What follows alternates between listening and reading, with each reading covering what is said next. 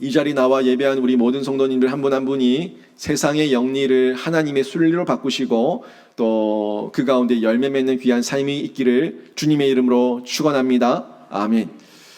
제가 지난주에 사람 성격이 참 다양합니다라고 말씀드렸는데 사람이 진짜 다양해요. 성격, 심리, 유형 검사로도 사람의 유형을 검사하고 확인하는 이런 여러 방법들이 있는데 그걸로 사람 다 알아볼 수 없습니다. 또 사람 껍데기만 봐도 잘 모르고요. 또 같이 살아봐도 어느 정도는 아는데 살아봐도 이런 사람이었나 싶을 때가 있을 수 있습니다. 저는 목회 경험상 그렇게 길지 않은 시간 성도들을 받고 또 상담도 해봤는데 그렇게 길지 않은 시간이었지만 제가 상담하고 봐왔던 가정들을 보면 저도 깜짝 놀라는 그런 가정들을 여러 곳 봤습니다. 야, 이 가정에 이런 문제가 있구나. 이 가정에 이런 아픔이 있구나 하는 걸 보는데 남편과 아내를 봤을 때는 껍데기, 허울대를 봤을 때는 너무너무 멀쩡한데 그 남편의 상처와 아내의 상처를 들어보면은 야, 저런 모습이 있었는가 싶을 때가 있더라고요. 너무너무 저한테 충격이 될 때가 있고 저도 깜짝 놀랄 때가 있는데 저렇게 배운 사람이, 저렇게 똑똑한 사람이, 저렇게 학식 있는 사람이, 저렇게 겉보기에 좋아 보이는 사람이 저런 아픔과 저런 상처가 있구나, 또 저런 연약함이 있구나 하는 걸 발견하고 저도 깜짝 놀랄 때가 있다는 거예요. 사람이 정말 몰라요. 정말 우리 하나님께서 우리를 감찰하시고 우리를 꿰뚫어 보시는데 우리 인간을 봤을 때 아는 것만 보일 뿐이지 그 사람의 내면까지 간파해서 볼 수 없다 보니까 다 알 수가 없다는 거죠. 아무튼 제가 이런 사람의 다양성을 얘기하면서 그래도 우리 성경이 얘기하고 있는 이 사람의 부류가 있는데 이 사람의 부류를 성경적으로 세 부류로 좀 나눠서 살펴보자 얘기하면서 제가 지난주에 세 가지 사람의 부류를 말씀을 드렸죠. 첫 번째가 본능적 인간이었고, 두 번째가 철학적 인간이었고, 세 번째가 신앙적 인간이었는데 본능적 인간에 대한 부분을 제가 지난주에 좀 더 다루면서 이 본능적 인간에 대한 내용을 로마서 1장 끝부분까지 쭉 18절 이하에서 18절 이후에 얘기하고 있고 이 철학적 인간에 대한 내용은 로마서 2장 부분에서 좀 다루게 될 것이다 라고 제가 여러분에게 말씀을 드렸습니다. 이 본능적 인간의 죄성, 본능적 인간의 음란하고 타락한 모습, 이 부분이 오늘 본문에 역시 이어져서 나오는데 사실 로마서 1장 18절에서 3장 18절까지 이 부분은 이 본능적 인간과 철학적 인간의 죄에 대한 문제를 다루고 있다 보니까 사실 제 입장에서 저는 목사인데 목사 입장에서 말하기에 상당히 껄끄럽습니다. 상당히 부딪힘이 있고 어려움이 있다는 거예요. 여러분도 복 받아라 하는 이야기 듣고 싶지 죄입니다, 끊어내십시오, 돌이키십시오 하는 얘기를 책망받으면 여러분도 별로 기분이 안 좋을 거예요. 사실 죄에 대한 문제를 책망하는 거, 죄에 대한 문제를 반드시 얘기해야 되는데 저도 사람인지라 저도 여러분의 마음이 어떤 마음인지 알기 때문에 복에 대한 이야기를 많이 해주고 싶지 이 죄에 대한 부분을 강해 가운데 나와서 그게 오늘의 주제니까 전달한다는 것 자체가 상당히 어렵고 부담이 있다는 겁니다. 그럼에도 불구하고 이 죄에 대한 문제를 우리가 얘기를 안 할 수가 없어요. 사실 종교라는 틀에서 한번 이 복을 생각해 보자고요. 종교라는 틀에서 종교는 기본적으로 복을 받기 위해서 복을 얻으려고 모인 곳이 종교예요. 종교에 와서 구슬하고 제를 드리고 공을 쌓고 부적을 쓰고 여러 가지 그런 일을 하는 거는 결국 나한테 뭐 달라는 겁니까? 복 달라는 거예요. 복 달라는 거. 근데 우리가 하나님을 믿는다, 내가 예수를 믿는다, 내가 교회의 신자다, 교인이다 라고 얘기할 때에 종교의 틀에서만 보면 여러분들 복 받으러 왔다는 거죠. 근데 종교의 틀에서만 볼 것이 아니라 우리는 무슨 틀에서 봐야 된다고 얘기합니까? 제가 계속 얘기하는 게 신앙이에요. 신앙의 틀에서 복을 구하고 신앙의 틀에서 내가 어떻게 하면 복을 받는지 하나님이라는 존재를 알아야지만 그래야지만 진짜 복을 받아서 누릴 수가 있다는 겁니다. 여러분, 복을 구하기 전에 먼저 그 원인, 복을 구하는 원인을 생각해 보세요.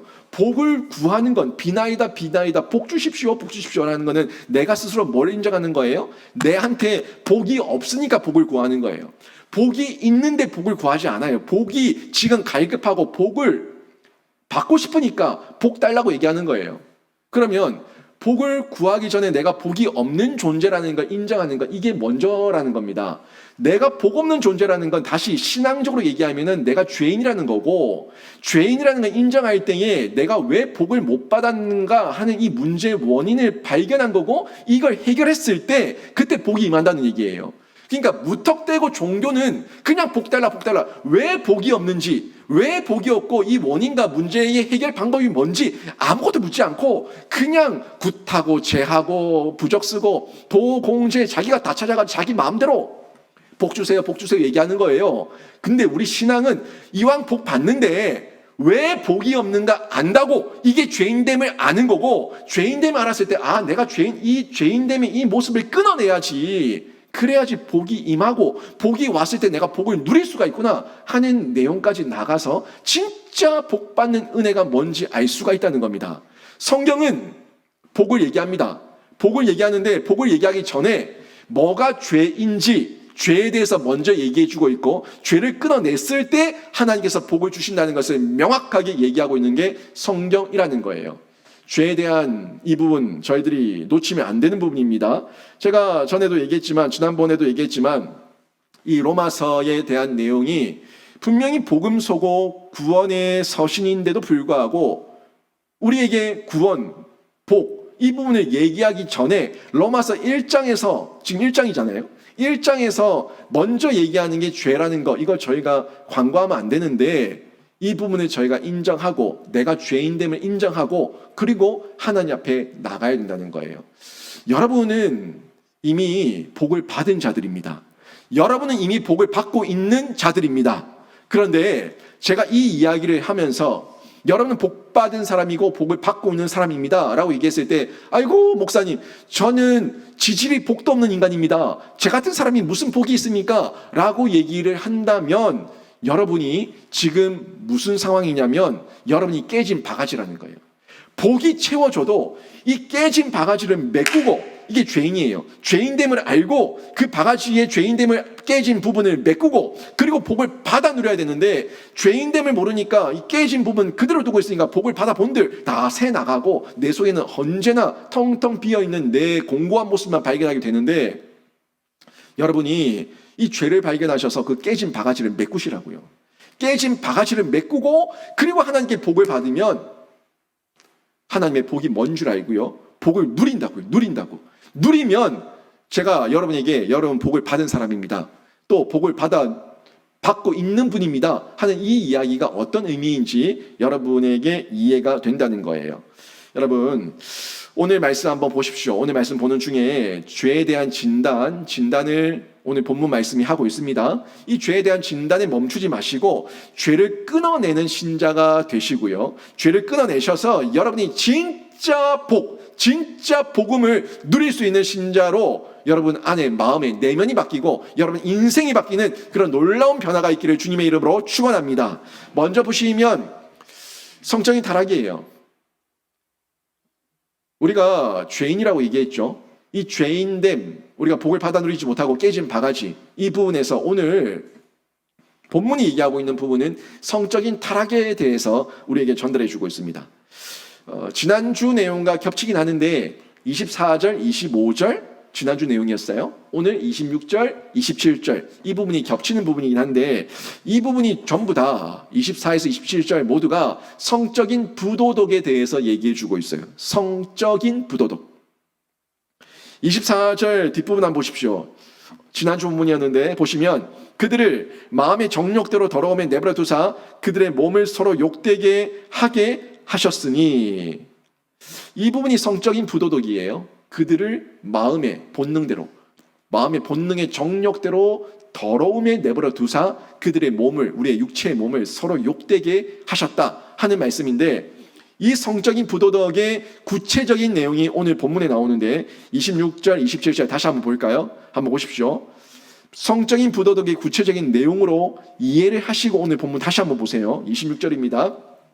이 때문에 하나님께서 그들의 부끄러운 욕심에 내버려 두셨으니 곧 그들의 여자들도 순리대로 쓸 것을 바꾸어 영리로 쓰며 그와 같이 남자들도 순리대로 여자 쓰기를 버리고 서로 향하여 음욕이 부릴 듯하며 남자가 남자와 더불어 부끄러운 일을 행하여 그들의 그릇 때문에 상당한 보응을 그들 자신이 받았느니라. 아멘.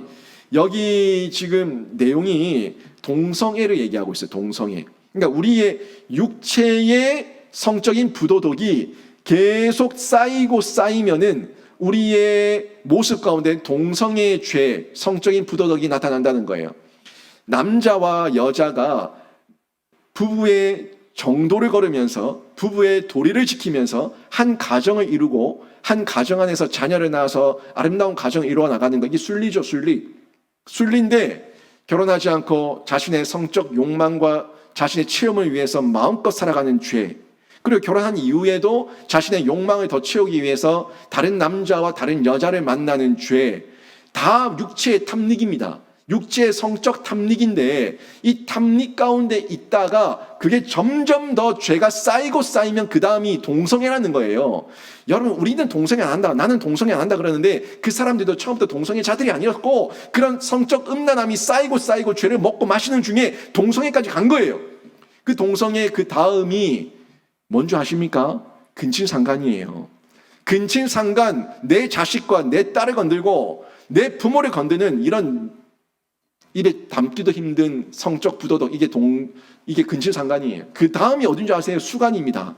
짐승을, 동물을 나의 이 성적인 만족을 주는 도구로 삼아서 짐승과 수간하는, 교접하는 이런 행동. 여러분, 이거 제 얘기가 아닙니다. 성경에서 하나님께서 인간이 타락할 때 어떤 모습으로 타락하는지 이미 다 말씀하셨어요. 구약에서부터 동성애를 얘기하셨고, 구약에서부터 근친상간을 경고하셨고, 구약에서부터 짐승과의 수간을 경고하셨습니다.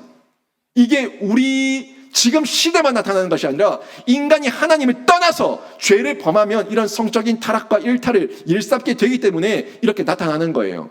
그러니까 지금 우리나라는 아직까지 동성혼 자체가 불법입니다. 합법 아닙니다. 불법이에요. 그런데 외국을 보면은 이게 합법화된 나라들 있지 않습니까?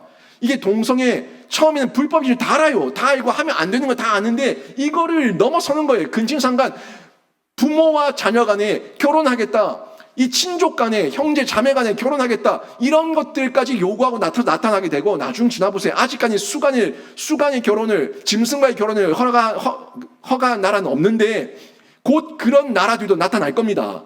왜? 성적 자기 결정권이니까. 내 성을 내 마음대로 쓰겠다는데 누가 뭐라고 하냐? 나에게도 내 성적 자기 결정권이 있다. 내가 어떤 남자를 만나든 어떤 여자를 만나든 어떤 짐승과 하든 동성과 하든 무슨 상관이냐? 내 마음대로 내가 살겠다는데 당신이 뭔데 법으로 제한하고, 당신이 뭔데 나의 자유와 인권을 제한하냐?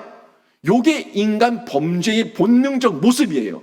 그거를 계속해서 자기 합리화와 자기 주장으로 아무 문제가 없다고 얘기하는데 그게 진짜 문제 없습니까? 이 문제 때문에 나라와 민족과 이 다음 세대가 얼마나 무너졌습니까? 얼마나 타락했습니까? 지금 오늘 본문에서 이 본능적 인간의 죄의 그 결과와 그 과정이 어디까지 가는가, 동성애까지 간다 하는 부분에 26절, 27절에서 전달해 주고 있다는 겁니다. 실제로 일상을 보면요, 성이라고 하는 부분을 너무너무 이걸 개인적으로 자꾸 치부하는데, 여러분 정말 개인적입니까? 한 명의 성은요, 내 아내와 내 남편에게 연관되고, 한 명의 성의 그 가치관과 정체성은 내 자녀에게 전파되는 거고, 그 한 명의 성 정체성이 결국에는 나라와 이 다음 세대의 정신 상태까지 썩어 문드러지게 하는 거예요. 한 명의 동성애자가 자꾸 자신의 소리를 내는 중에 이 동성애가 부끄러운지 모르고 동성애자들이 동성도로 나와가지고 퀴어 축제를 하고, 저 서울 광장에 모여가지고 퀴어 축제를 하면서 그런 퍼레이드를 하고 자기들의 성 정체성을, 그 혼란, 다 무너진 성 정체성을 요구하고 강요하지 않습니까? 자랑하지 않습니까? 이게 무너진 거예요. 부끄러운지 모르는 거예요. 가증한 일인데, 부끄러운 일인데 부끄러운지 모르고 날뛰는 이런 폐역한 시대가 지금 우리들의 시대라는 걸 너무 잘 보고 있지 않습니까? 개인의 문제로 자꾸 치부하며 덮어두면은 이게 썩는 거예요. 이게 문제라는 게 드러나야 되는 거예요. 덮어두는 경우, 이런 경우가 많이 있는데 신앙인들도 마찬가지입니다. 신앙인들도 이 목사를 통해 가지고 성경 말씀을 통해서 강단을 통해서 성적인 질타를 받으면 그 성적인 질타를 받으면 이거를 사생활 침해라고 생각해요. 아니, 부부간에 문제가 생겨서 가정이 깨졌어요. 그래서 목사가 개입해가지고 성경적으로 가르쳤어요. 그러면 안 된다고 다시 화해하고 회개하고 다시 붙으라고 다시 결합하라고 얘기했어요. 그런데 왜 목사면 말씀이나 전하지 왜 남의 가정사에 끼어들어가지고 왜 성적인 부분까지 얘기하면서 기분 나쁘게 얘기하냐? 이렇게 얘기하는 사람들도 있다는 겁니다. 성적인 질타를 받으면 그저 사생활 침해하지 마라. 이렇게 덮어버리는데 기분 나빠하는데 그렇지 않습니다. 이게 덮어두니까 문제를 문제로 모르고 죄를 죄로 모르고 죄인 줄 직면당하지 못하니까 이게 나중에 썩는 거예요. 문드러지는 거예요. 그래 자꾸 껍데기만 보면은 겉으로는 아무런 문제가 없는 척, 아무 별 문제가 없는 척, 그냥 정상적인 가정인 척 하는데 그런데 이게 자꾸 묵혀둔 거죠. 근데 나중에 다 박살이 나가지고 뚜껑을 열어보면 그러면 그 가정의 남자와 여자와 아내와 남편의 모든 관계가 박살이 나 있는 것을 실제로 본다는 거예요. 제가 짧은 목회 경험 기간에도 봤다는 거예요. 그래서 제가 그 얘기한 겁니다. 초반에. 야, 저런 분이 저럴 수가 있나? 저렇게 많이 배운 분이, 저렇게 똑똑한 분이, 저렇게 많은 학식을 가지고 있고 재능이 있고 이름이 있는 분이 저럴 수가 있나? 이런 충격을 받는 거예요. 돈 있으면 뭐예요? 가정을 못 지키는데. 돈 있으면 뭐예요? 자녀들에게 성 정체성을 똑바로 심겨주지 못하는데 동성애를 하고 있고 남의 살림을 또 다른 살림을 차려서 두 집 살림을 하고 있고 혼의 자식이 있고 그리고 껍데기는 멀쩡한데 남편의 PC를 켰더니 그 안에서 포르노 이 음란물이 수백 편이 쏟아져 나오고 그 일 때문에 충격을 받아가지고 이 아내들이 정신을 못 차리는 거예요. 마음의 분노와 적개심과 이 남편에 대한 실망감과 이로 말할 수 없는 이 가슴의 상처, 멍이 드는 거죠. 여러분 이게 뉴스에서 봤을 때 뉴스에 나오는 이 근친상간, 자녀 성폭행 뭐 이런 이야기들은요 이미 골마 터져서 사회의 이슈가 된 거고요. 근데 가정이 하나님 앞에 바로 서 있지 않고 이 죄에 대한 직면에 당하지 않으면 그게 계속 우리 가족이니까 하고 덮어버리면 이게 골마 터지는 거예요. 내 자녀를 병들게 하고 죽이는 거고 내 가정을 파괴하는 거예요. 실제 가정 안에 들어가 보면 이런 별의별 얘기들이 문제들이 얼마나 많은지 모릅니다. 별의별 얘기들 입에 담기도 힘든 이야기들이 얼마나 많은지 모른다고요. 하나님께서 다 보신 거예요. 이미 아담 하와의 범죄 이후에 그 문제가 인간의 죄성이 쌓이고 이 범죄 본능과 자범죄와 또 원죄가 이렇게 결합되었을 때 어떤 문제로 나타날 것인지 가정 안에서 나타날 것인지 이미 다 보시고 하나님께서 동성애, 근친상간 그리고 수간 이 모든 죄의 성적인 타락에 대해서 경고하고 하나님께서 메시지를 율법으로 내리신 거예요. 말씀하신 거예요. 결국 이 성적 타락이 어디로 갑니까? 나 하나 병들고 나 하나 죽는 거로 끝나는 게 아니라 내 다음 세대에 가는 거예요. 내 자녀에게 가는 거예요. 내 자녀들을 성적 타락으로 부추기고 내 자녀가 아닌 다른 가정의 자녀들까지도 성적 타락으로 부추기는 거예요. 내 자녀 학교 보냈는데, 내 자녀 학원 보냈는데, 내 자녀 새 사회 일원으로 보냈는데 거기서 내 자녀가 당하는 거야. 내 자녀가 거기서 또 세뇌당하는 거야. 내 자녀가 거기서 병드는 거예요. 부모가 상처를 주고 다른 가정의 다른 어른들이란 작자들이 내 자녀에게 상처를 주는 거예요. 결국 내 문제입니다. 내 아이의 문제예요. 여러분 나의 성적 일탈은요 내 자녀만이 아니라 또 다른 가정의 문제가 되고 다음 세대의 문제가 된다는 거예요. 내가 만난 외간 남자 한 여자의 남편입니다. 내가 만난 외간 여자 한 남편의 아내입니다. 내가 만난 젊은 미성년자 누구의 자녀입니다. 내 자녀, 내 아내, 나는 아니면 됐다. 이런 인간적인 본능적 그 죄성이 사회를 파괴하고 있는 거예요. 내 아내가 소중하고 내 남편이 소중하고 내 자녀가 소중한 줄 알면 그 다른 가정의 자녀와 남편과 아내도 소중한 줄 알아야죠. 왜 그들을 짓밟습니까? 왜 그들과 함께 죄를 범합니까? 이게 인간의 죄성이에요. 그리고 더욱 파렴치해질 때에 동성애 죄까지 범하게 되고요. 그리고 더 나가면 근친상간, 수간까지 가는 거예요. 사실 이런 문제는 항상 하나님의 심판 직전에 있었던 사건들입니다. 하나님께서 노아의 방주로 홍수로 이 땅을 쓸어버리실 때, 소돔과 고모라에 유황불을 내리셔서 그 땅을 쓸어버리실 때 항상 있었던 사건, 무슨 사건이에요? 동성애, 성적 타락이에요. 너무 잘 알고 있지 않습니까?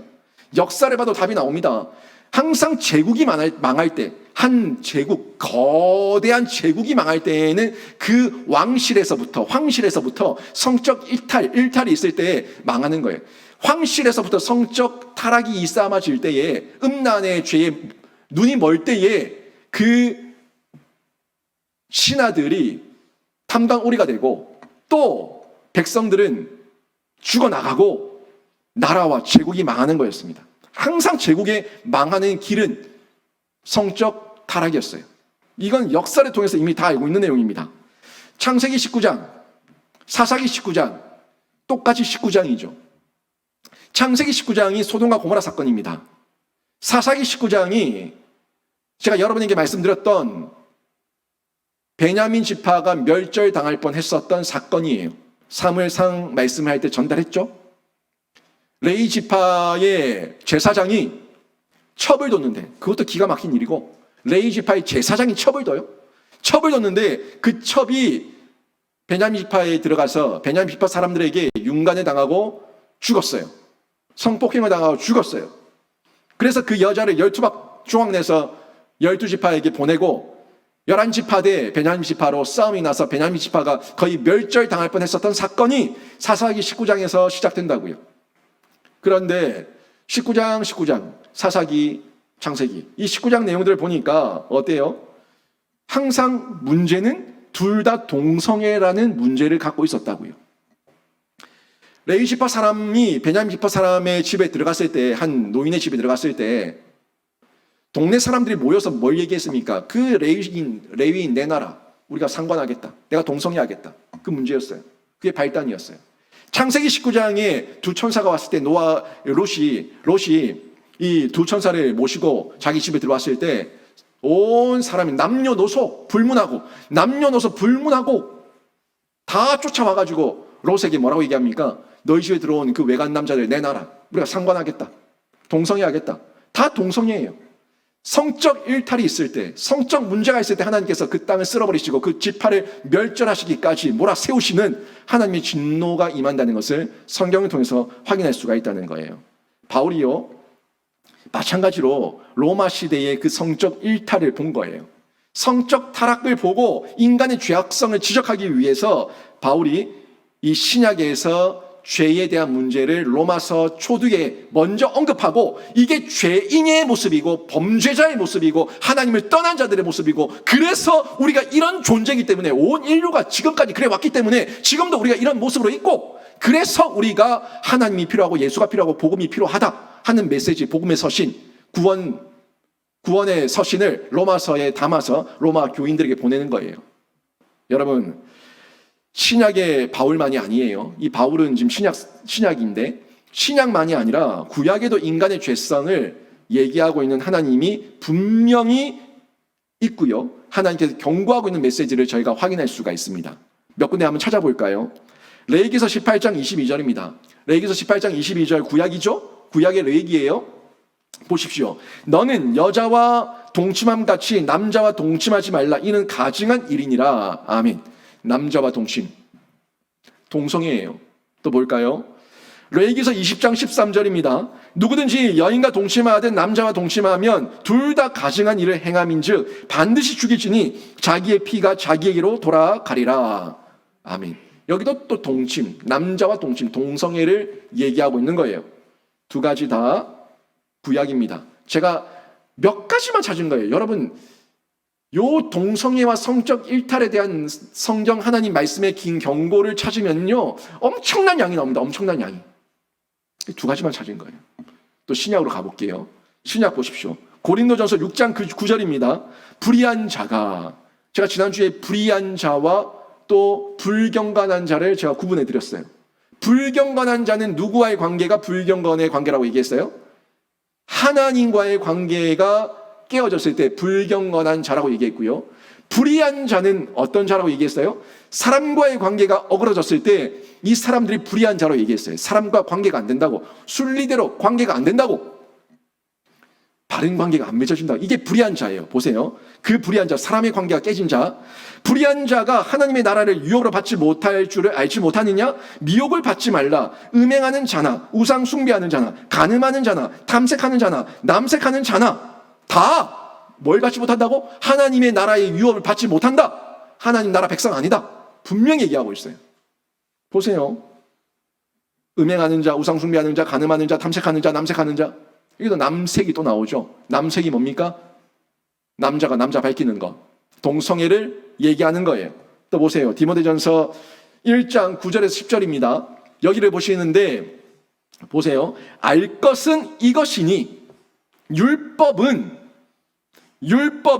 옳은 사람을 위하여 세운 것이 아니요. 그럼 다시 얘기하면 율법은, 하나님께 구약의 율법은 왜 주어졌냐면, 요거예요. 왜 주어졌냐면, 계속 보세요. 오직 불법한 자와 복종하지 아니하는 자와 경건하지 아니한 자와 죄인과 거룩하지 아니한 자와 망령된 자와 아버지를 죽이는 자와 어머니를 죽이는 자와 살인하는 자와 음행하는 자와 남색하는 자와 인신매매를 하는 자와 거짓말하는 자와 거짓 맹세하는 자와 기타 바른 교훈을 거스르는 자를 위함이니. 아멘.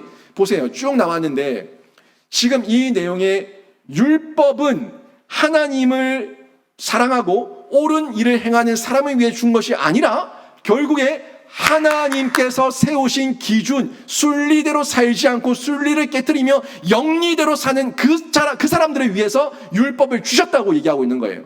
우리가 율법을 받을 이유가 없어요. 순리대로만 살면 율법을 받을 이유가 없어요. 우리가 하나님을 사랑하지 않고 세상의 음란과 더러움과 추악함에 빠지고 아버지 앞에 부모님 앞에 공경하지 않고 대적하고 그리고 음행을 행하니까 범하니까 또 그 가운데서 동성애와 수간과 근지상간까지 온갖 더럽고 추악한 죄악을 저지르니까 그러니까 율법이 필요하다는 거예요. 너희들 이 선 넘지 마. 이 선 넘으면 죽는다. 이게 율법이에요. 이 선 넘으면 죽는다. 안 넘으면 순리대로 있으면 산다는 거예요. 이 선 넘지 말라는 게 율법이라는 것을 지금 디모데 전서 1장에서 얘기해 주고 있는 거예요.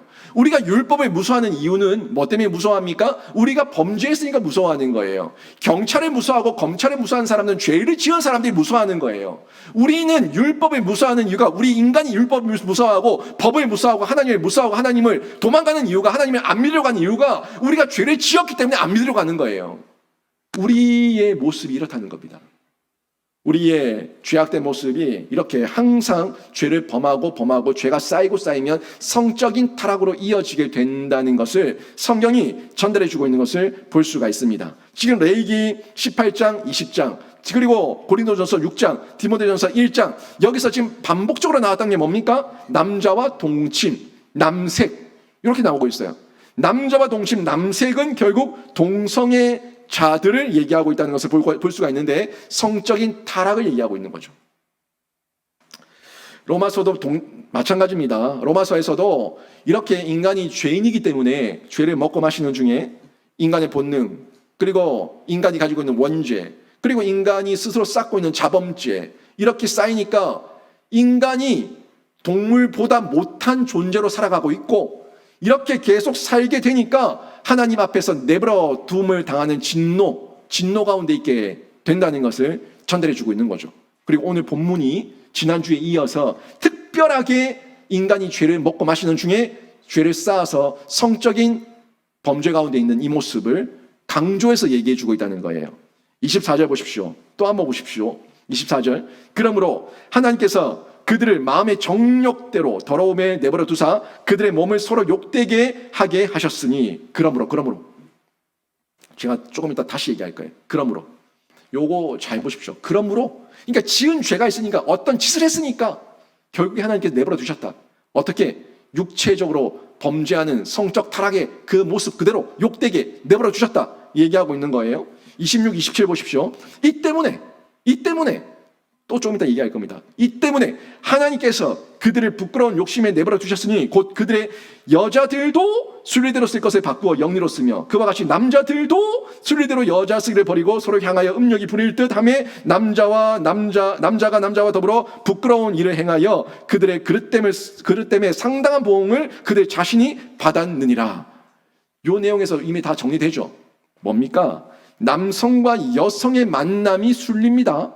남자와 남자가 만나는 건 영리예요. 여자와 여자가 만나는 동성애는 영리예요. 순리는 남자와 여자가 만나서 가정을 이루고 자녀를 낳고 하나님 말씀대로 사는 거예요. 이게 순리라고, 순리. 이 순리를 깰 때에 하나님 창조 질서를 깨는 거고요. 이거를 하나님께서는 노여워하시고, 그게 인간 죄성이 그냥 갑자기 동성애를 한 게 아니라, 갑자기 이렇게 수가 나는 것이 아니라, 갑자기 근친상간하는 게 아니라, 그 죄가 쌓이니까 점점 담대해져서 죄를 밥 먹듯이 범하는데, 이제는 동성애와 수간과 근친상간하는데도 죄인 줄 모르는 이런 무뎌짐 가운데 내버려 두셨다는 거예요. 여러분, 에베소서 5장에서 교회를 얘기합니다. 교회와 예수님과의 관계를 에베소서 5장에서 어떻게 묘사하고 있냐면 남편과 아내의 관계로 얘기합니다. 남자와 여자의 관계로 얘기합니다. 사랑하는 관계예요. 하나된 관계예요. 둘이 한 몸 되는 연합, 완전한 유기체적 관계예요. 교회와 예수 그리스도의 관계를 가정으로, 남자와 여자, 남편과 아내로 묘사한 것은 그만큼 우리가 결합되어 있고 연합되어 있다는 것을 얘기해 주는 건데, 그게 순리예요. 순리니까 에베소서에서 5장에서 교회와 예수 그리스도의 관계를 남자와 여자, 아내와 남편의 관계로 얘기하고 있다는 겁니다. 여러분, 이 순리를 바꾸어서 영리로 쓰는 것은 항상 우상 숭배가 있고요. 우상 숭배 이후에 이어지는 성적 타락과 죄의 문제가 나타나는 것을 발견할 수가 있는데, 여러분, 이것 모든 게 하나님께 부끄러운 일이고요. 하나님께서 보시기에 가증한 일입니다. 동성애의 원인을 한번 볼까요? 동성애의 원인을 여러 가지 학자들이 연구했어요. 왜 동성애자들이 이렇게 자꾸 생길까? 동성애자들은 어떤 병리적인 현상일까 하는 부분에서 연구한 학설들과 주장들이 상당히 많이 있는데, 그런데 심리학자의 분석도, 정신분석학자의 이야기도 다 들어보면 정확한 근거와 원인과 답을 얘기하지 못합니다. 다 정확한 근거와 원인을 얘기하지 못해요. 그들의 이야기를 들어보면 여러 가지가 많습니다. 생리학적 호르몬의 문제다. 호르몬의 문제이기 때문에 이거는 천성적인 거다. 뭐 이렇게 얘기하는 사람도 있고요. 천성적으로 태어날 때부터 이 사람들은 동성애자로 태어난 거다. 호르몬이 이상 분비가 일어난 거다. 이렇게 얘기하는 사람들도 있고요. 또 가정 내에 부모들의 영향 때문이다. 부모들이 가지고 있는 잘못된 성적 가치관의 영향을 받아서 그 영향으로 인해서 자녀들도 어긋난 성 정체성을 가지게 되었다. 이렇게 얘기하는 사람들도 있습니다. 또 어떤 사람들은 습관적인 거다. 한 번, 두 번 그냥 재미삼아 했다가 이게 습관이 되어서 중독 증상을 보이는 건데, 비록 조금 더 힘들더라도, 금단 증상이 있더라도 이 습관을 고쳐주면은, 금단 증상이 있더라도 중독을 끊어내는 그 훈련이 있으면은 이 동성애자들을 고칠 수 있다. 이렇게 얘기하는 사람들도 있습니다.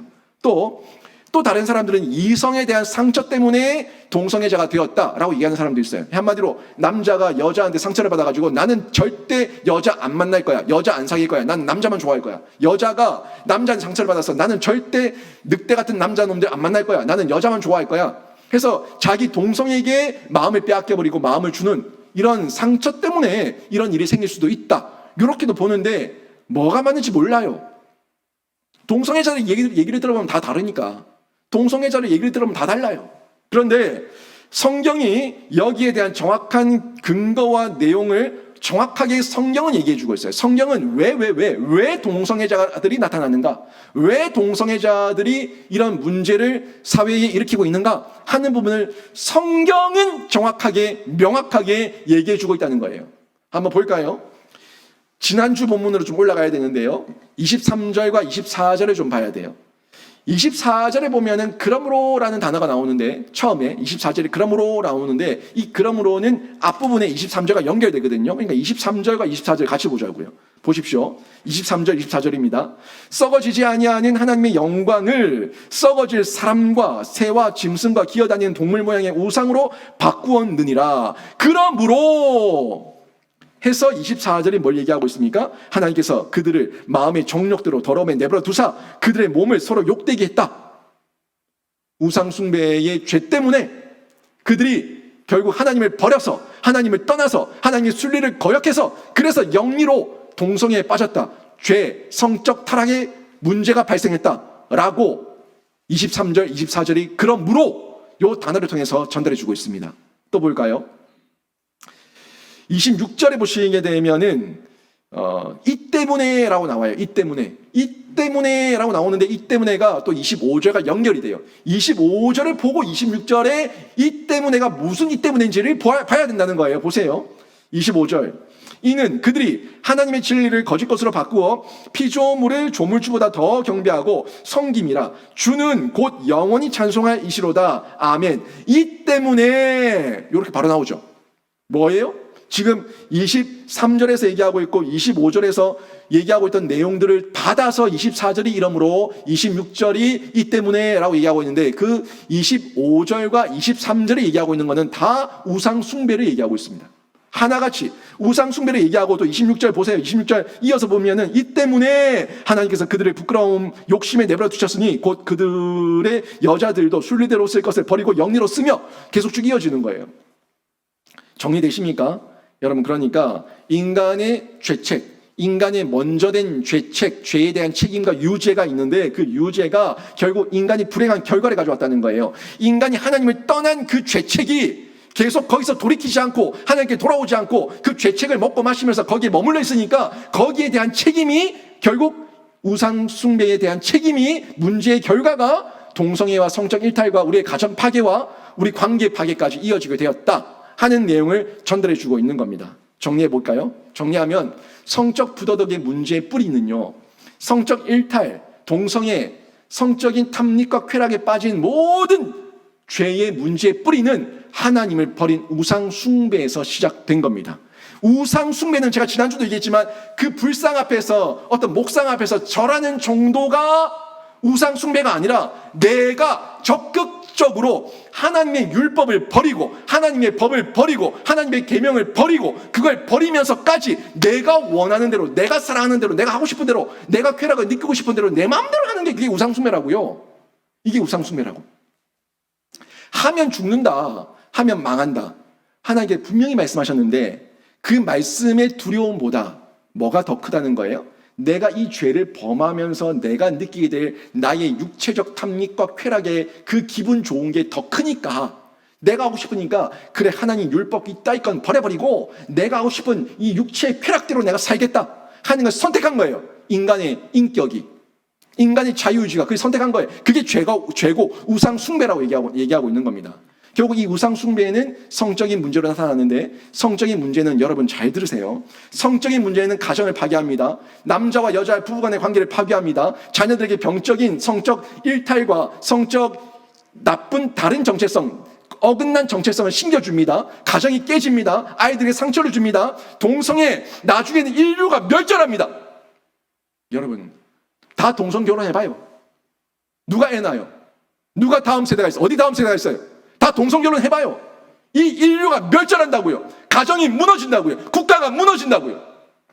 그런데도 국가가 무너지든 말든, 가정이 무너지든 말든, 내가 좋을 대로 남자, 여자, 내가 좋을 대로 내 마음대로 내 성관계 맺을 거야. 성적 자기 결정은 침범하지 마 라고 얘기하는 게 이 세상의 망할 자들의 모습이라는 겁니다. 우상 숭배예요. 하나님의 순리를 영리로 바꿔서 다 죽자는 거예요. 여기에 부인할 자 누가 있습니까? 여러분, 개는 짖어야 됩니다. 개는 짖어야 되고, 새는 날아야 되고, 물고기는 물속을 다녀야 됩니다. 이게 하나님의 순리입니다. 개가 하늘을 날지 못하고, 새가 개처럼 짖지 못하고, 물고기가 물 밖을 나와서 자유를 누릴 수 없습니다. 개는 땅에서 짖으면서 자유를 누리는 거고, 새는 하늘 창공을 날면서 자유를 누리는 거고, 물고기는 물속에서 마음껏 헤엄치면서 자유를 누리는 거예요.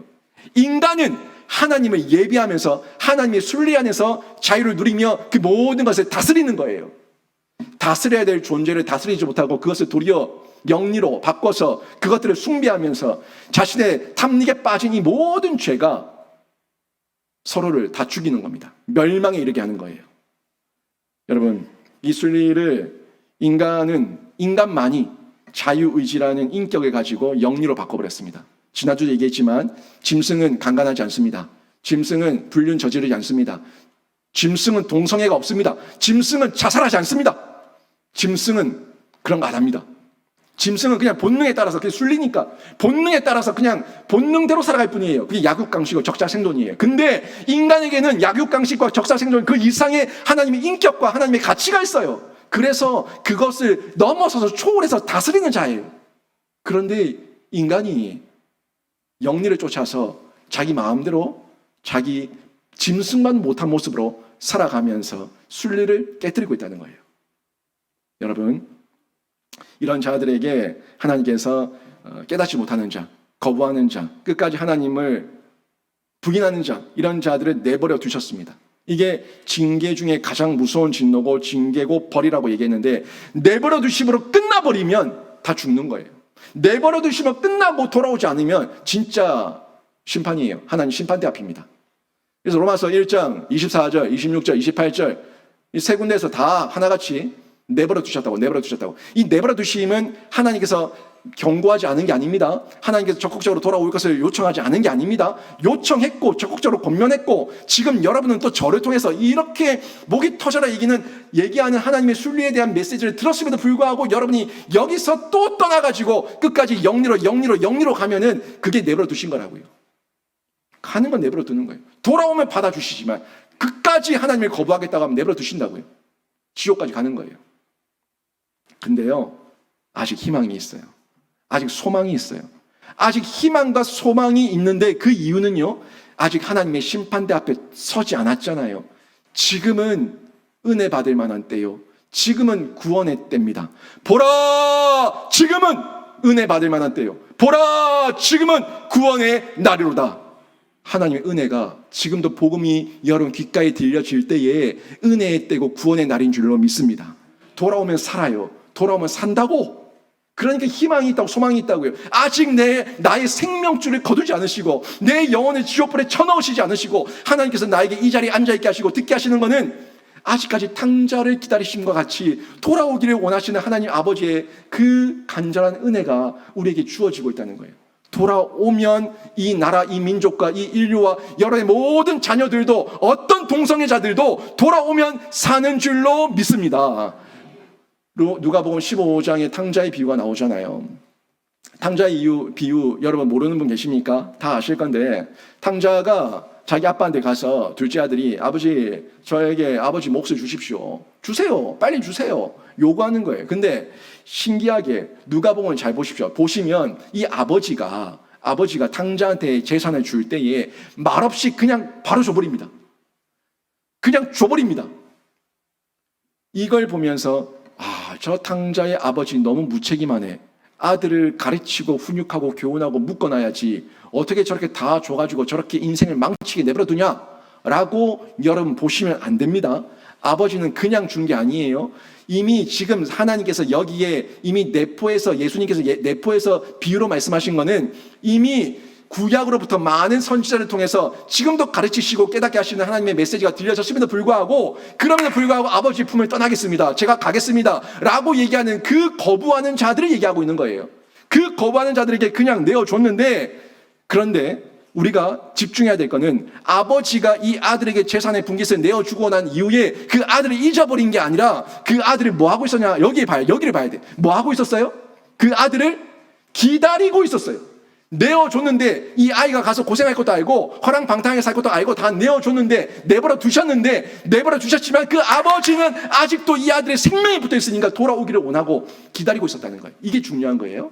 누가복음 15장의 탕자의 비유는 거기에 핵심 포인트가 있습니다. 결국 하나님의 사랑으로 우리가 이해를 해야 되는데, 재산을 받은 아들은 어떻게 됐습니까? 내버려 두신 가운데 그냥 내버려 두니까 지 마음대로 갔어요. 지 마음대로 타국에 가서 다른 나라에 가서 거기서 이용당하고 흥청망청 뭐 허랑방탕하게 돈 다 쓰고 다 날려버리고 이제 아무것도 없어. 나중에는 먹을 게 없어가지고 돼지가 먹는 쥐염 열매를 따서 쥐염 열매 그 죽에 놓은 거 그걸 막 손으로 먹고 있는 이런 처절한 인간 같지 않은 인간 모습, 짐승이 먹는 짐승 같은 모습으로 처절하게 떨어지고 말았어요. 그때서야 그 인간이 아들, 그래도 인격 있는 그 아들 인간이 껍데기 있는 짐승처럼 돼지 열매를 먹고 있는데 근데 마음에 어떤 마음이 생겼어요? 내 아버지의 집에는 품꾼도 많고 내 아버지의 집에는 양식도 많은데 내가 외로워 어쩌다가 이렇게 되었는가 하면서 눈물을 쏟는 거예요. 그리고 내가 내 아버지에게 자식이 아니라 종으로 취급받아도 좋으니까 내가 아버지께로 돌아가겠다 하고 돌아갔을 때에 아버지께로 돌아갔을 때에 그 아들은요 다시 신분 상승, 정체성 회복, 그리고 하나님 앞에서 그 아버지 앞에서 껴안고 또 사랑을 받으면서 회복되고 치유되는 그 모습으로 나타난 것을 제가 볼 수 있지 않습니까? 이 땅 가운데 저희가 지금 돼지 쥐염 열매를 먹으면서 사람답지 못하게 하나님의 인격을 가지고 하나님의 자녀답지 못하게 살아가고 있다고 할지라도 그렇더라도 여러분 우리가 주께로 돌아가면 어떤 사람이라도 어떤 개신자라도 어떤 죄를 범한 범죄자라도 주님 앞에 돌아가면 기다리고 계신 우리 하나님께서 탕자를 받아주셨던 것처럼 여러분을 안으시고 품으시고 다시 회복시켜 주실 줄로 믿습니다. 이게 우리가 죄의 원인, 그 원인을 정확하게 알았을 때 해야 되는, 깨달았을 때 나타나게 되는 우리들의 마음의 변화입니다. 이런 변화가 나타나면 이제 신자의 태도가 바뀌어야겠죠. 신자의 태도가 이 죄를 깨닫고 내가 죄인이라는 걸 발견했을 때 바뀌어야 된다는 겁니다. 정상적인 부모입니다. 정상적인 부모가 내 자녀에게 잔소리를 하면 보통 애들은 그 잔소리를 듣기 싫어합니다. 듣기 싫다. 잔소리. 엄마, 아빠, 간섭 좀 그만해라. 내 인생 내가 살 테니까 좀 내버려 둬라. 간섭하지 말라고. 좀 내버려 두라고 얘기를 한다고요. 근데요, 이 자녀들이 이렇게 싫어하는데 그 부모를 생각하면 눈물 지을 때가 있어요. 나에게 잔소리해 주던 부모, 나에게 간섭하던 부모를 생각하면 눈물 지을 때가 있는데 자기가 탕자처럼 비참한 인생이 되었을 때, 망가지고 깨지고 박살이 났을 때 그때 자기가 깨닫고요. 또 깨달을 때가 언제냐면 부모가 이 땅을 떠났을 때예요. 부모가 이 땅을 떠났을 때 내가 우리 부모님 말 좀 잘 들었으면 내가 이 모양으로 안 살 건데, 우리 부모님 말씀대로 내가 살았으면은 내가 지금보다 좀 더 나은 인생을 살았을 건데, 우리 어머니에게 효도했을 건데, 효녀되고 효자되었을 건데 하는 마음에 이 아픔의 감정이 막 몰려오는 거예요. 근데 자기가 다 박살이 난 다음에 돌아가는 길이 너무 더 먼 길, 돌아가는 게 더 힘든 길, 돌아가야 더 힘든 인생, 그때 깨달으면 너무 늦어요. 돌아갈 수는 있지만 돌아가기 위해서 회복해야 되는 그 치유의 시간이 너무나 험난해요. 또 부모님 돌아가신 이후에는 효도하려고 해도 효도 못해요. 이걸 몰라요. 모르니까 어리석은 자입니다. 어리석으니까 다 박살이 나고 다 떠난 이후에 그제서야 깨달아가지고 그때가 참 좋았는데, 그때가 복이었는데, 그때가 사랑받을 때였는데 하고 푸념이나 하고 있다는 거예요. 신자에게 이런 모습이 있으면 안 됩니다. 신자는 하나님의 간섭과 하나님의 개입이 있을 때가 감사의 때고 은혜의 때고 하나님의 사랑에 그 반응할 수 있는 기회라는 거 여러분 잊지 마십시오. 지금이에요, 지금 여러분에게 이렇게 말씀이 들려지고 말씀이 선포되고 여러분 귓가에 들려졌을 때 여러분 지금이 하나님의 간섭하시는 시간이고 하나님께서 개입하시는 시간인데 이때 감사하시면서 반응하십시오. 박살나고 난 다음에 돌이킬 수 없는 그런 상황 가운데 가서 후회하지 마시고, 또 심판대 앞에 가서 그제서야 후회하지 마시고, 지금 살아있을 때, 여러분이 죽지 않았을 때 탕자처럼 돌아가야 되는 거예요. 지난주도 말씀드렸지만 우리가 세상에 더 타락한 사람들을 볼 때 불화할 이유가 전혀 없습니다. 그 사람들은 내버려둔 거예요. 내버려둔 거. 근데 나에게 간섭하시고 개입하셔서 나에게 욕망과 또 이 마음이 일어나는 불일들이 일어나는 성적인 갈망과 쾌락과 여러 가지들을 억누르며 통제하며 제거하며 이렇게 하나님 앞에서 자꾸 하나님 품으로 갈 수 있도록 이끄시는 것, 이게 하나님께서 나를 붙드시는 힘이에요. 힘. 계속 기도하셔야 됩니다. 하나님, 저를 더욱더 강하게 붙들어 주시옵소서. 더욱더 저를 간섭하시고 개입하셔서 하나님의 백성으로, 하나님의 사람으로, 하나님의 자녀로 열매 맺게 해 주시옵소서. 기도하셔야 됩니다. 근데 하나님께서 여러분을 붙드시는 힘이 물리적인 힘이 아니에요. 그냥 이 손, 아기 힘으로 딱 잡아가지고 끌고 가는 이런 힘이 아니에요. 그냥 질질 끌고 가면 이건 기계적인 힘이죠. 물리적인 힘이죠. 우리 아이들에게도 그렇게 부모가 할 수 있습니다. 머리채 잡고 질질 끌고 가면서 머리 빡빡 밀어버리고 다리 또 문질러버리고 할 수 있겠죠. 근데 그게 진짜 그 아이의 변화를 촉구합니까? 안 하니까, 그 아이가 인격체니까 부모도 하다가 안 되면 내버려 두는 거예요. 어찌할 방법이 없으니까 하나님 내버려 두신 거예요. 우리 하나님께서 우리를 끄실 때는요, 이 물리적인 힘, 기계적인 힘으로 끄는 게 아니라 하나님은 지정의를 다 동원해서 두드리십니다. 머리로 생각하게 하시고, 가슴으로 느끼게 하시고, 의지적으로 돌이키게 하셔서 이 두드림 통해 가지고 내 모습이 기계적으로 어떤 물리적인 힘에 의해서 강제적으로 움직이는 것이 아니라 내가 자발적으로 자원해서 하나님 말씀 앞에 반응하고자 하는 성령의 능력으로 우리를 바꿔놓으신다는 겁니다. 이게 하나님의 은혜고 하나님의 능력이에요. 이 성령의 능력이 있을 때에 신자에게, 사람에게 실제적인 변화가 일어납니다. 사람 바뀌던가요? 저 많이 바뀌었거든요. 저 많이 바뀌었는데 지금 웃으신 거는 비웃는 건 아니었죠. 예, 저 많이 바뀌었어요. 저의 바뀜의 증거는 제 안에, 증인은 제 안에. 제가 얼마 전에 2020년도 그 설교하는 제 영상을 봤거든요. 그냥 유튜브에 갑자기 뜨기에 그냥 봤는데 2020년도 그때 5월달, 6월달 그때 제 얼굴 굉장히 젊대요. 굉장히 탱글탱글하더라고요. 제 아내한테 보여주면서 진짜 청년이다, 청년 이랬는데 2년 8개월 사이에 이렇게 늙었어요. 늙어도 괜찮아요. 나의 속사람이 점점 더 거룩해지고 성결해지고 나아지면 됩니다. 근데 제가 많이 바뀌었는데 저 정말 안 바뀌었어요. 정말 안 바뀌는데 저를 바꾼 거는 저희 부모님이 누가 매들고 다니면서 저를 바꾼 게 아니에요. 하나님께서 지정의로 성령의 능력으로 저를 바꿔놓으셨습니다. 여러분도 바뀐 걸 느끼시는 분들 계실 건데, 여러분을 바꿔놓는 거는 기계가 바꾸는 게 아니라, 힘이 바꾸는 게 아니라 성령의 능력과 여러분 안에 있는 지정의를 두드리시는 하나님의 그 영적인 능력과 힘 가운데 여러분의 외적인 모습이 실제적으로 바뀌는 것을 경험할 수가 있어요.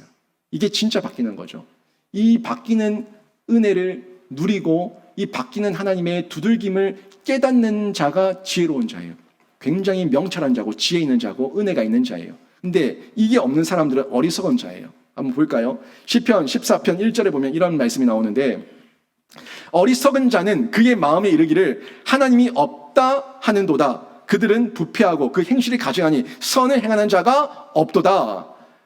보세요. 하나같이 어리석은 자들은 그 마음에 이르기를, 우리 배우자와 우리 가족들과 우리 주변 사람들이 예수 믿으라고 복음을 전해도 그 마음에 이르기를 하나님 없다, 그런 거 없다, 다 소설이다, 다 마음의 심력이 약한 사람들이 그 의존하는 신을 만들어낸 거다 라고 얘기하는데, 진짜 그렇나요? 하나님이 없다고 얘기해서 그래서 그 사람들의 행실과 그 사람들의 모습이 점점 더 거룩하고 아름답고 영광스러운가요? 보세요. 하나님이 없다는 자들은 항상 보면은 이 인생이 마지막이에요. 이 인생이 마지막이니까 지 마음대로 살고 자기 하고 싶은 대로 살아요. 그러니까 부패한 거예요. 행실이 가증한 거예요. 언제든지 나의 이익을 위해서는 돌변할 수 있는 거예요. 선을 행하는 자가 하나도 없다. 왜? 선을 모르니까. 선의 기준은 여호와 하나님이에요. 성경이고 성령이에요. 이 성령과 성경을 모르니까 선을 행하는 자가 없죠. 선을 모르니까. 모르는 거죠. 여러분, 이런 삶을 살 때에 결국 우리는 하나님을 떠나가는데, 우리가 거룩해지는 것은 하나님께 가까이 가는 겁니다. 우리가 하나님과 멀어지면 부패하는 거예요. 하나님께 가까이 가면 거룩해지고 하나님과 멀어지면 부패하는 거예요. 근데 한번 생각해 보세요. 여러분이, 제가 여러 번 얘기했지만 새벽기도 월화수목금 5일간 새벽도 다 나오시고, 그리고 수요일, 금요일, 그리고 주일 예배 오전 오후 예배 전부, 공예배 전부 다 나오시고, 제가 여러분에게 양육 교육 훈련 받으시라고 했는데 양육 교육 훈련에 모든 훈련의 시간 다 나오시고 전도 모임 다 나오시고 그리고 90일 성경통도 97일 성경통도 하라고 하면 성경통도 다 하고 새벽 묵상 하라고 하니까 매일같이 말씀 붙들고 큐티책 붙들고 말씀 묵상하고 그렇게 하나님 말씀을 매일같이 하루도 빠짐없이 목사가 하라는 대로 교회가 하라는 대로 다 하고 있는데 나는 어떻게 가면 갈수록 이렇게 부패하냐? 나는 교회가 하라는 대로 목사가 하라는 대로 하나님이 하라는 대로 다 하고 있는데 어떻게 이렇게 가면 갈수록 부패하냐? 이런 사람이 있던가요? 있던가요? 이런 사람이 있으면 저한테 좀 소개 좀 해주세요. 연구 대상입니다. 그런 사람은 있을 수가 없습니다. 제가 경험상, 제 체험상, 여러분, 날마다 새벽마다 깨어 계시고, 말씀 붙들고 계시고, 매일같이 묵상하시고, 모든 공예배에 다 참석하시고, 교회에서 하는 양육교육훈련에 다 뛰어드시고, 모든 걸 다 하고 있는데, 나는 날마다 부패한다? 절대, never, 결코 일어날 수 없습니다. 절대 일어날 수 없습니다. 내가 세상에 젖은 만큼, 세상의 때에 물든 만큼 내가 더럽혀지고 부패하는 거지. 우리가 하나님께 젖어 있으면, 성령에 젖어 있으면 우리는 결국 날마다 거룩해지고 성결해집니다. 요거예요. 14편. 어리석은 자는 이걸 깨닫지 못하니까 하나님을 떠나가니까 이렇게 선을 행하지 못하고 악을 행하는 거지만 하나님께 매여 있으면은 하나님의 사람으로 놀랍게 변화가 일어나는 겁니다.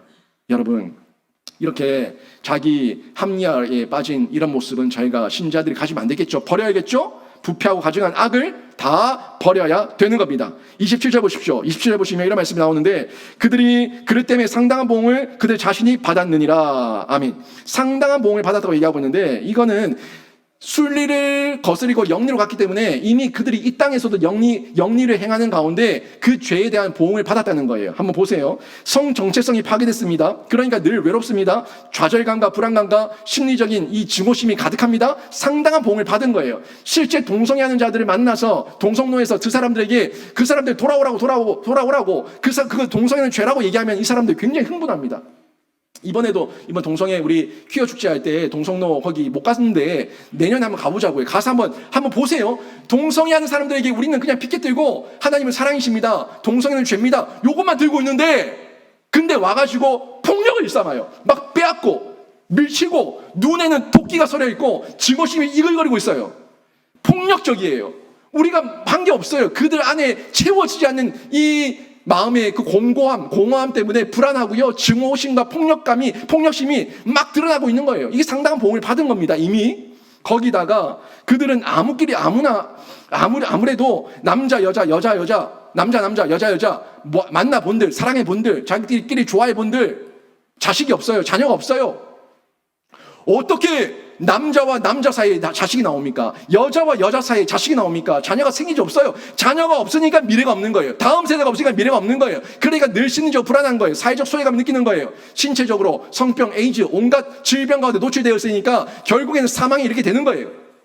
그러니까 상당한 보응을 이미 이 땅에서 받은 겁니다. 그리고 최종적으로 하나님 천국 심판대 앞에서 그곳에서 영벌을 받는 거예요. 상당한 보응을 이미 받은 겁니다. 마태복음 5장 28절에 보면 이런 말씀이 나오는데 음욕을 품고 여자를 보는 자마다 마음이 이미 간음하였느니라 하는 말씀이 나옵니다. 음욕을 품고 여자를 보는 자마다 마음이 이미 간음하였다.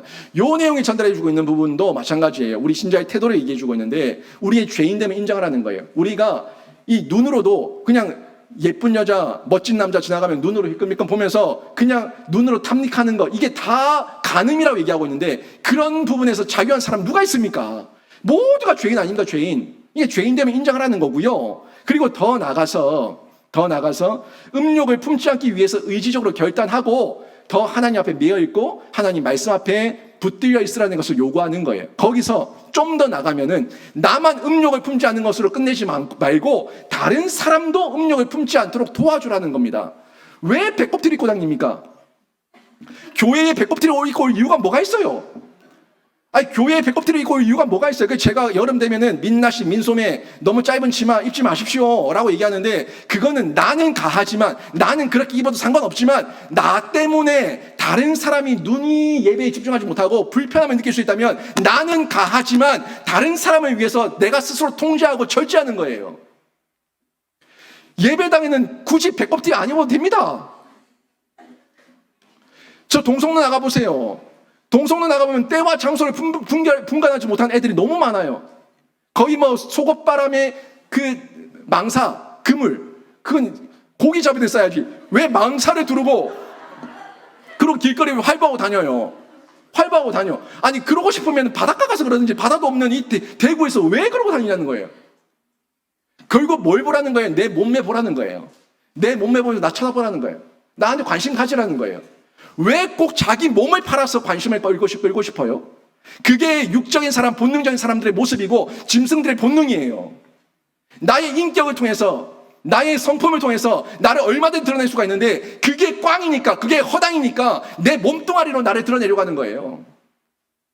그 좋다고 남자는 쳐다보고 있고 선글라스 끼고 또 쳐다보고 있고 눈욕에 있다 그러고 음욕을 품는 이 모습도 문제지만 음욕을 품도록 유도하는 것도 죄라는 겁니다. 스스로 단정해야 되는 거예요. 여러분 모습 가운데 이런 통제와 참된 자유가 있기를 바랍니다. 나는 가하지만 하나님을 위해서 스스로 통제할 수 있는 게 진짜 자유인이고 신앙인이에요. 제가 이제 말씀을 정리하는데 여러분 다윗을 보면요. 다윗이 왕으로 다스렸던 곳이 예루살렘이에요. 예루살렘. 이 예루살렘은 예루살렘은 거룩한 성이죠. 이 거룩한 성인데 이 예루살렘의 본 이름이 뭔지 아십니까? 예루살렘의 원래 이름이 뭔지 아세요? 여부스예요. 여부스. 여부스의 원래의 뜻은요. 오염된 땅입니다. 오염된 땅에 다윗이 들어갔어요. 다윗이 자신이 죄인임을 인정하고 자신이 의지적으로 하나님의 이름을 부르고 하나님의 그 법도를 지키면서 하나님의 계명과 율례와 법도를 다 지켜 행하는 중에 하나님을 더욱 의지했을 때 그 여부스 더럽고 오염된 땅이 다윗 한 사람을 통해서 그 땅이 예루살렘 거룩한 성이 된 줄로 믿습니다. 다윗 한 사람이 시작했어요. 여러분이 있는 가정이 여부스 아닙니까? 우리가 서 있는, 우리 자녀들이 서 있는 이 땅이 여부스 아닙니까? 더럽고 오염된 땅 아닙니까? 하지만 이 땅이, 이 가정이 여러분 한 사람을 통해서 여러분이 다윗처럼 하나님을 의지하고 나의 죄인됨을 인정하고 하나님을 붙들며 살아갈 때에 여러분 한 사람을 통해서 그 땅이 거룩한 성으로 바뀌는 놀라운 변화가 일어날 줄로 믿습니다. 여기까지 가야죠. 이게 우리 성도가 해야 될 본분입니다. 여러분, 여부스 같은 세상 속에 우리 아이들이 살고 있습니다. 여부스 같은 세상 속에 우리들이 살아가고 있습니다. 여부스 같은 세상 속에 우리 모두 노출되어 있지만 여러분이 그곳에서 거룩한 성, 여러분이 서 있는 그 자리에서 여러분이 거룩한 하나님을 높여드릴 때에 그곳이 예루살렘이 될 수 있다는 이 믿음을 가지시고 여러분이 이 거룩한 성 예루살렘으로 여러분 가정을 일구시며 여러분 자녀들을 키우시며 살아가시기를 주님의 이름으로 축원합니다. 오늘 말씀 정리하면요. 성적인 타락 분별하십시오. 이 땅에서 성적인 타락 분별하시고 동성의 원인 분명히 성경이 말씀했죠. 우상숭배부터 하나님을 떠난 그 죄부터 인정하시고 신자의 태도와 실천을 통해서 여러분은 이 하나님의 거룩한 백성으로 쓰임받고 도리어 그 땅을 거룩한 성으로 바꾸는 이런 변화를 일으키시는 신자가 되시기를 바랍니다. 그때 세상의 영리 속에 살아가고 있지만 세상의 영리 속에 우리가 살아가고 있지만 하나님의 순리로 우리가 다윗처럼 서 있을 때 개혁시키고 여러분 개인도 거룩해지고 우리 가정도 거룩해지고 우리 공동체가 아름다워지는 이런 복된 은혜를 누리게 될 텐데 이런 생명사역 공동체를 만들어가는 저와 여러분 되시기를 주님의 이름으로 축원합니다. 아멘.